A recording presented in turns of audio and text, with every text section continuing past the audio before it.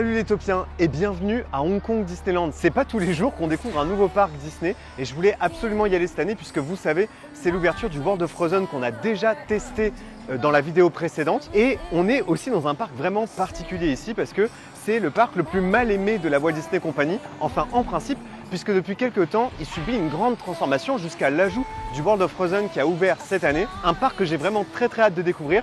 L'aventure commence maintenant, c'est parti. As soon as time begins, the magic's never ending, filled with innocence and memories worth remembering. Every day is a different page, a story to unfold. We're young and then we grow. Donc à l'entrée du parc, vous venez de le voir, il y a le Disneyland Railroad. Vous voyez, l'entrée ici ressemble énormément à celle de Disneyland en Californie. C'est normal, à l'origine, ce parc était quasiment une copie du premier parc Disney créé à proximité de Los Angeles. En fait, ce qui est très perturbant, c'est que tout au-dessus de Main Street, on voit les montagnes qui dépassent la ville de Main Street et le décor hyper exotique autour. Autre détail aussi, là je marche au niveau de Main Street et au sol, vous voyez, il n'y a pas de rail. Je crois qu'il n'y a pas le tram, en tout cas, tiré par un cheval ici. Et Max, il n'y a pas un truc qui te choque? Écoute bien. La musique, C'est pas la musique de Main Street? Non, c'est vrai. C'est la première fois que je rentre dans un Main Street où c'est pas la musique originale. C'est étrange. C'est bizarre. Time's always moving, we can't slow the hands. Won't last forever, but we won't forget. From any level, our very first step, just live the moment and love the memory. Times that we climb and the times we descend. Times that we build and the times that we bend. Time is a treasure we all get to spend. Just live the moment and love the memory. Alors Hong Kong Disneyland, c'était à l'origine le plus petit parc Disney et le plus mal aimé de la Walt Disney Company. À l'origine, il y avait quoi ici? Déjà, il n'y avait même pas ce château. Enfin si, il y était, mais en partie et pas totalement terminé. Mais sinon, à l'ouverture, il y avait It's a Small World, il y avait une chouette version de Jungle Cruise, il y avait Festival of Lion King, il y avait la petite version de Space Mountain, la version californienne. Il n'y avait pas finalement grand chose de plus dans ce parc.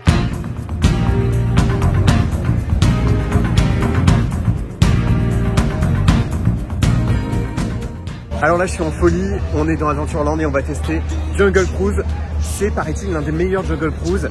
Il entoure River of Adventure avec au milieu Treehouse tiré de l'univers Tarzan qu'il faut rejoindre avec une autre embarcation.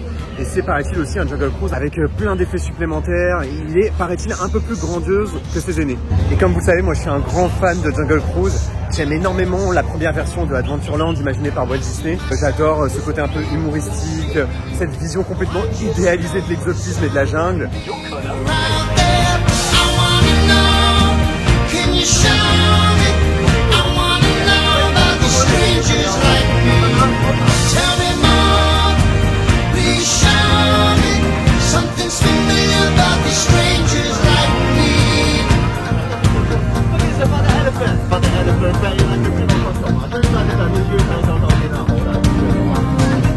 Every gesture, every move that she makes me feel like never before. Why do I have this growing need to be beside her? These emotions I never knew of some other world far beyond this place, beyond the trees, above the clouds. Oh, I see before me a new horizon.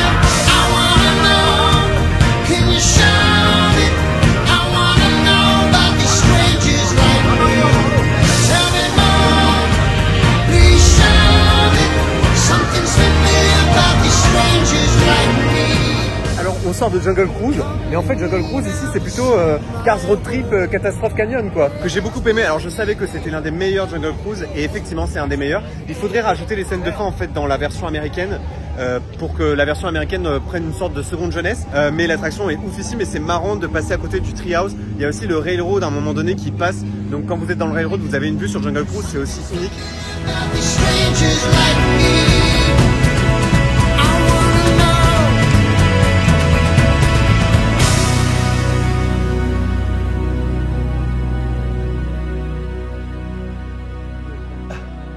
excusez-moi, pardon.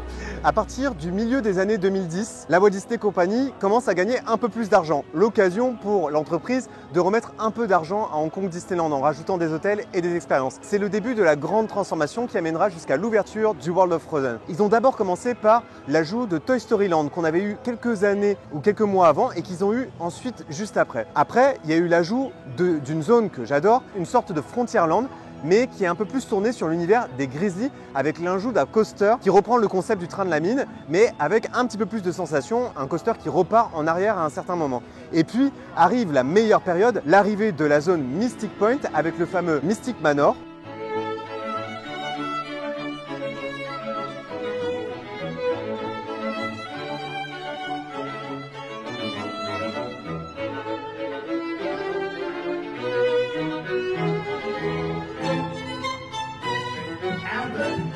Donc là, on entre dans un de mes lands que je rêvais un de mes lands préférés, je le sais d'avance. Ça s'appelle Mystic Point. C'est une création originale pour Hong Kong Disneyland. Il me semble que ça a ouvert en 2012 ou 2013. C'était dans le cadre du début du plan de relance de Hong Kong Disneyland, où a été créée donc ici l'attraction Mystic Manor, qui est une variante de Haunted Mansion et de Phantom Manor. Alors, je connais un peu l'histoire de Mystic Manor, mais j'ai fait exprès de pas trop me spoiler sur les personnages, sur l'univers, pour essayer de vraiment découvrir le plus possible ici. Ce que je sais juste, c'est que Henry Mystic est apparemment le personnage principal de cette histoire et c'est un collectionneur qui nous ouvre les portes de son manoir pour qu'on découvre les collections qu'il a accumulées au bout de toutes ces années. Il n'y a pas d'histoire finalement de fantôme, mais ce qui est vachement bien, c'est que cette zone elle comprend une attraction mais aussi un restaurant et finalement tout un mini-land.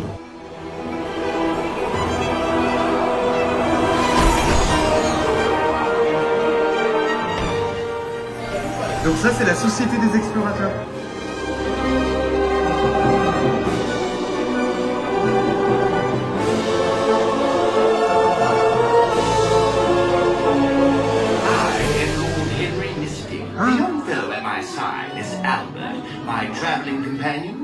Donc je viens de comprendre une partie de la storyline. En fait, Monsieur Henry Mystic vient de ramener dans son manoir une boîte à musique qui permet de déclencher les objets inanimés et de les rendre animés, ce qui va probablement changer un peu l'ambiance dans le manoir. C'est drôle parce que c'est très rapproché de la storyline de la tour d'Atéroide de Tokyo, où en gros justement il a ramené de chez l'expédition en bijoux une poupée vaudou qui a foutu le dawa en fait dans l'attraction. En fait, c'est un peu pareil. C'est un peu ce qui va se produire apparemment.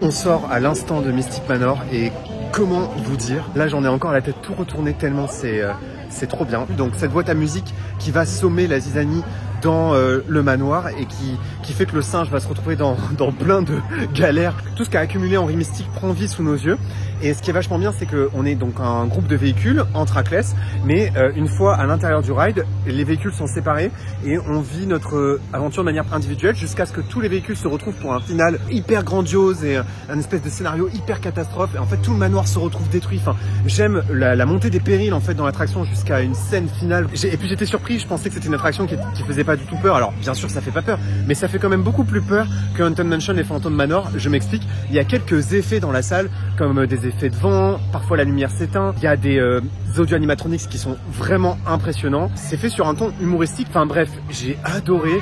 Mais je vais vous en reparler juste après. Je vais tout de suite demander l'avis à Max. Et Max, tu veux pas donner ton avis sur Mystic Manor là? Je te jure, j'ai eu la larme à l'œil. Vraiment, véridique. Ça c'est du Disney. Ça c'est de la création. Ah non, ça mais... c'est pas de la licence. Ils n'utilisent pas une licence. Et c'est beau. Et en intérieur, donc sachez-le, c'est un trackless, mais il y a très peu d'écran. Donc c'est essentiellement du décor pratique. Il y a des effets physiques, comme je vous le disais. Il y a aussi des effets de laser. Puisqu'en fait, quand la boîte s'anime, ils utilisent du laser. Du laser qui parfois est projeté sur des supports invisibles, ce qui donne l'illusion que l'effet passe juste sous vos yeux, mais en fait c'est une projection. Et puis vous avez aussi un petit peu de mapping dans certaines salles. J'adore cette attraction et j'ai déjà hâte de la refaire. Alors avec Maxime, on vient de découvrir un truc là, on n'était pas prêt. Le land est magnifique, on est super content d'être là, on est rassuré car l'attraction est ouverte.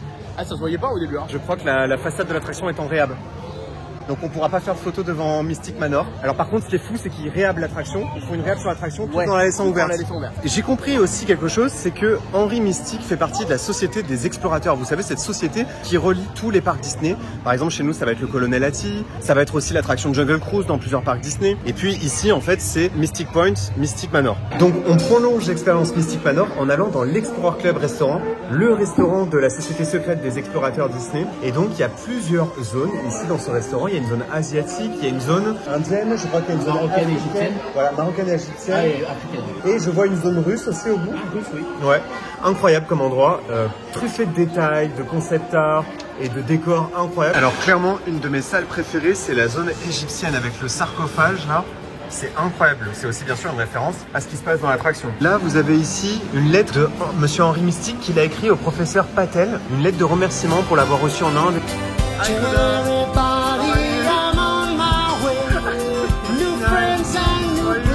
To see with blue skies ahead, yes, I'm on my way, and there's nowhere else that I'd rather be. Tell everybody I'm on my way, and I'm loving every step I take. With the sun beating down, yes, I'm on my way. Alors, ce qui est très marrant dans ce parc, c'est qu'ils ont un land sur l'univers des Grizzlies. Il n'y a pas 36 000 caractères ours dans l'univers Grizzly Disney. Et donc du coup, ils ont mis Kenai à l'entrée du land et Koda à l'autre entrée du land. Mais je pense que les personnes qui se prennent en photo ici avec Kenai et Koda ne savent pas du tout que c'est Kenai et Koda de faire des ours. Ils ont mis un ours parce que c'est la peluche qu'ils avaient en réserve. Et moi, ça me fait vraiment quelque chose de voir faire des ours comme ça en mythe dans un parc. Moi qui ai adoré ce film et qui adore la musique de Phil Collins, ça m'a fait vraiment remonter beaucoup de souvenirs. New friends and new places to see and to sleep under the stars. L'attraction emblématique de ce land, c'est le Big Grizzly Mountain, qui est un équivalent de notre Big Thunder Mountain, mais avec une autre histoire. Et ça met plus en avant donc le grizzly, les ours. Et c'est un coaster aussi qui est techniquement un peu différent par rapport à Big Thunder Mountain, vous verrez. Wait and see, and the feeling of the wind in your face can lift your heart.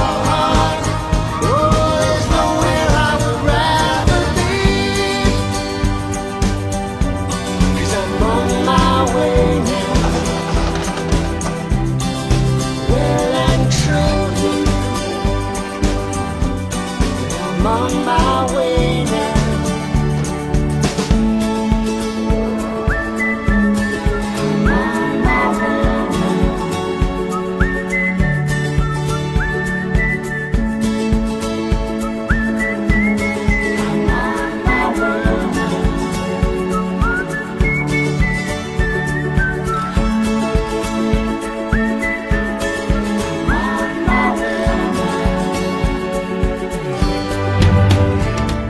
On sort de Grizzly Gulch Mountain et autant vous dire que j'étais très surpris de certains twists dans l'attraction. Je pensais pas qu'elle était autant intense, j'avais bien sûr vu des on-ride mais je me souvenais pas que c'était autant intense. Et vraiment la partie à la fois en arrière et la deuxième accélération est vraiment incroyable. c'est vraiment une bonne variante de notre Pinter dans Mountain avec des audio animatroniques sur le parcours. C'est clairement mon coaster préféré ici à Hong Kong Disneyland.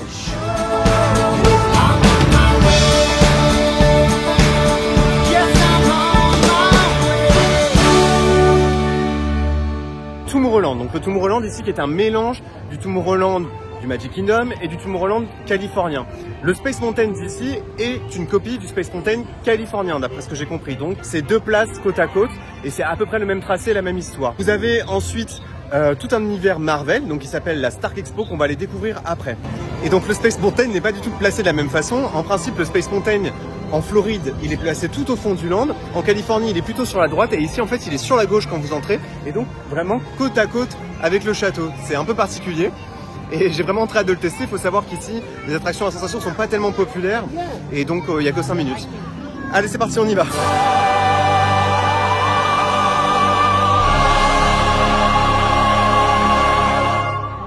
Pour Hyperspace Mountain, ils ont posé un X-Wing en plein milieu de la queue de l'attraction. C'est improbable. C'est cool.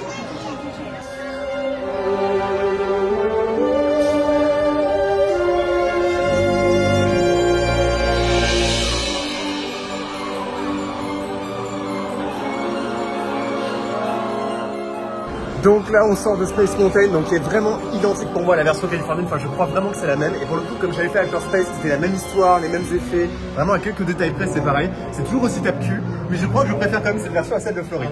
Et donc là on s'approche tout doucement de la Stark Expo, à ne pas confondre avec le Avengers Campus, c'est pas tout à fait le même parti pris, c'est pour ça qu'à mon avis c'est brandé un peu différemment. La Stark Expo qui comprend donc 2 attractions. Une attraction sur l'univers de Ant-Man et la Guêpe, qui était une attraction qui existait déjà, mais précédemment sur l'univers de Buzz Lightyear. C'était donc et c'est toujours du coup un shooter interactif. Et puis vous avez une expérience Iron Man, pour le coup, qui est une création originale. Enfin, pas tout à fait, puisqu'en réalité inspirée de l'attraction Star Tour.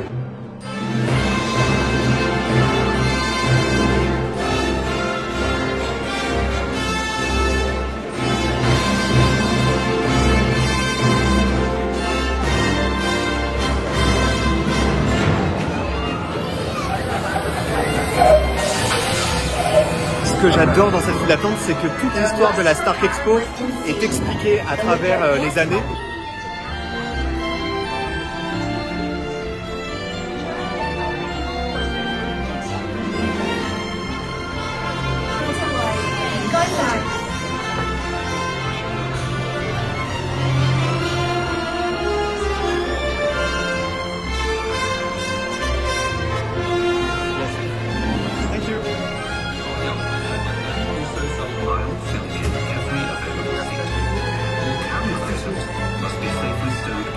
Alors ça fait vraiment bizarre de se retrouver en face des portes de Star Tour pour une aventure à Iron Man.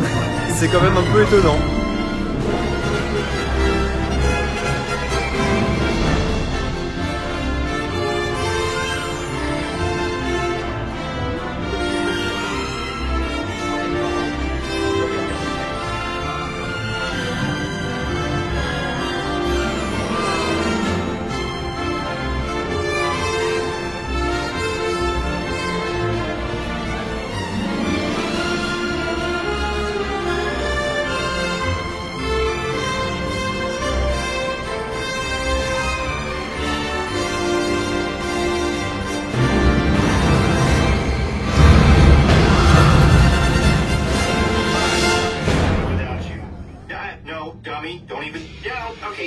Alors, on sort de Iron Man Experience que j'ai vraiment beaucoup aimé. D'abord parce que la file d'attente explique le concept des Stark Expo, parce qu'il y a tout un truc sur les innovations de Stark Industries.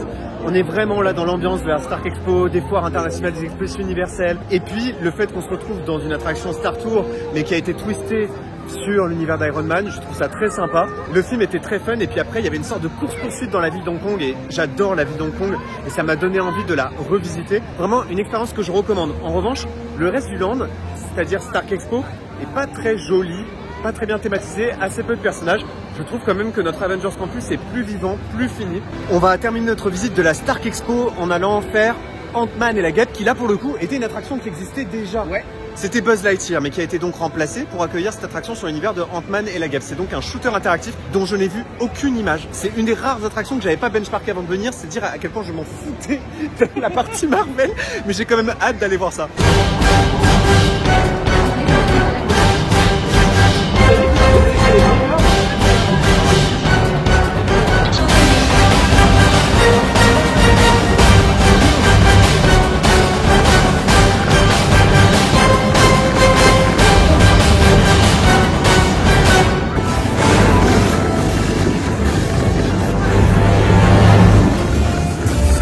Donc on sort à l'instant de l'attraction Ant-Man et la guêpe.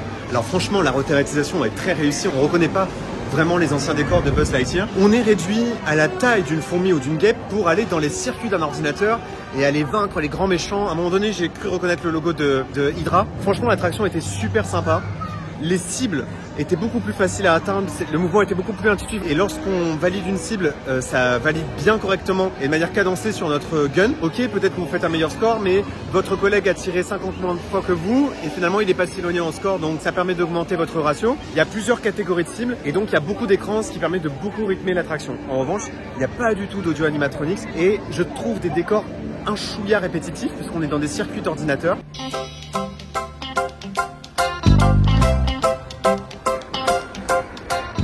Certains fans Disney disent que leur rêve, c'est de faire tous les Disneyland du monde. Mon rêve à moi, c'est de faire tous les Disneyland Railroad du monde.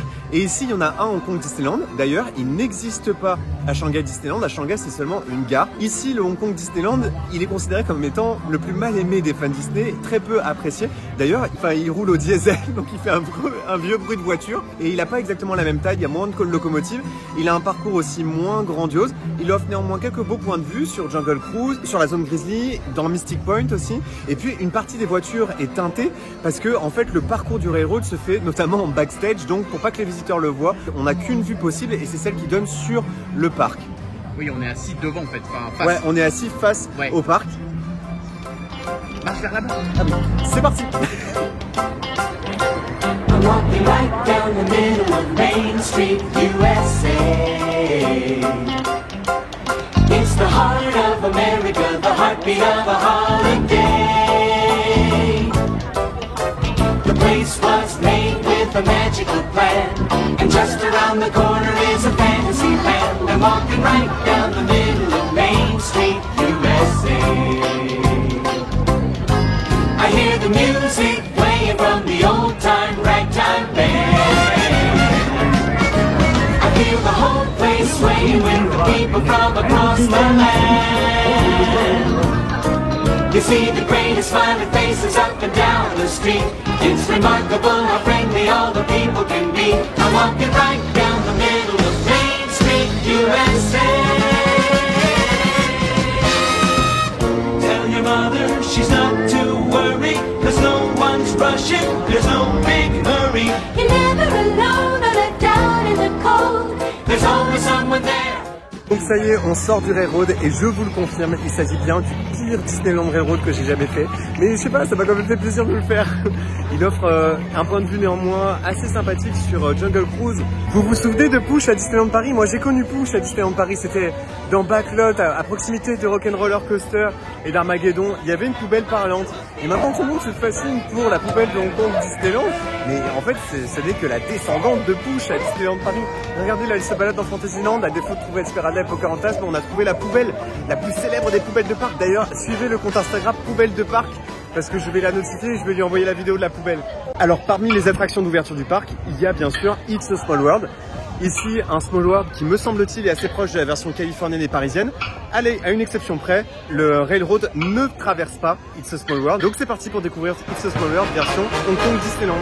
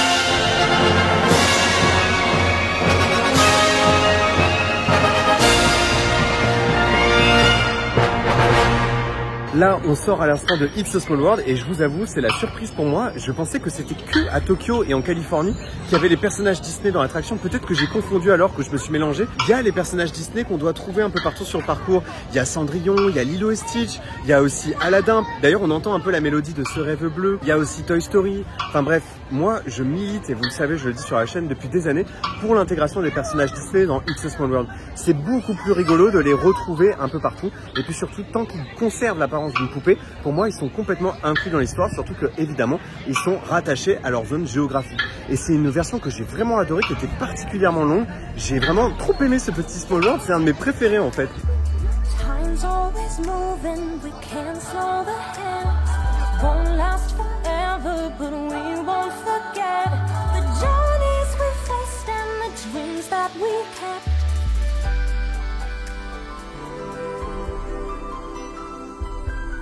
Baby, now don't you cry.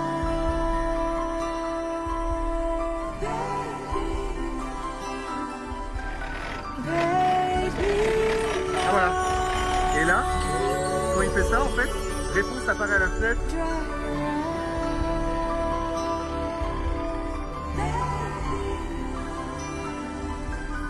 Rest your head close to my heart, never to part, baby of mine. Donc là, on vient d'entrer dans la Fairy Tale Forest. La Fairy Tale Forest, on l'a à Disneyland Paris. C'est en fait le pays des contes de fées actuellement en réhabilitation, sauf qu'ici c'est un parcours à pied qui permet de se plonger dans les grands classiques Disney. Just take my hand, hold it tight. I will protect you from all around you. I will be here, don't you cry. For one so small, you seem so strong. My arms will hold you, keep you safe and warm. This bond between us can't be broken. I will be here, don't you cry. 'Cause you'll be in my heart. Yes, you'll be in my heart. From this day on, now and forevermore.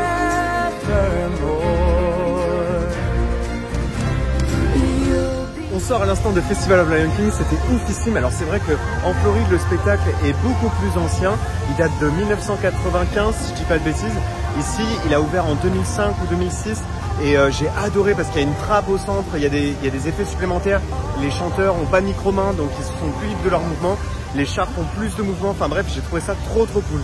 Et voilà, c'est une fin de visite à Hong Kong Disneyland et c'est le cœur serré que je vais quitter ce petit resort qui clairement m'a beaucoup plu. Je savais qu'il me plairait parce que je suivais sa transformation depuis plusieurs années et je savais qu'après l'ouverture du World of Frozen, il serait enfin un parc Disney digne de ce nom. Et c'est le cas. On voit quelques stigmates du passé, c'est-à-dire de l'époque où ce parc était clairement pas le meilleur des parcs Disney. Mais on voit aussi toute son évolution et c'est clairement un resort que je vous recommande. Et par ailleurs, c'est très facile de voyager à Hong Kong. Comment ça se passe du côté de Shanghai Disneyland, qui lui, pour le coup, est un parc complètement différent, avec un concept qui n'a rien à voir même avec les parcs Disney comme on les connaît en Occident. J'espère que ce petit vlog vous a plu et n'oubliez pas que vos rêves sont éternels. Bye!